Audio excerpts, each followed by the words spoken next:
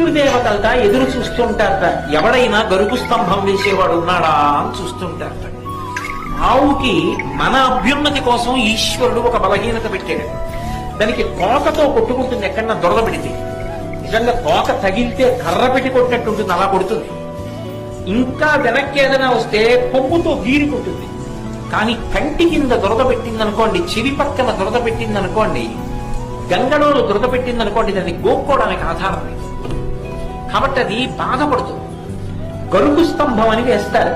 ఆ గరుకు స్తంభం వేస్తే అది ఏం చేస్తుందంటే, కంటి కింద దురద పెడితే కంటిని ఇలా పెట్టి ఎంతవరకు గోక్కోవాలో అంతవరకే గోక్కుంటుంది. గంగడోలు దురద పెడితే గంగడోలు దానికేసి రుద్దుతుంది. అలా ఆవు కాని గరుకు స్తంభాన్ని రుద్దినప్పుడు కొన్ని వెంట్రుకలు రాలి కింద పడిపోతాయి. పితృదేవతలు ఎదురు చూస్తుంటారట, నా వంశంలో ఎవడైనా గరుకు స్తంభం వేసేవాడు ఉన్నాడా.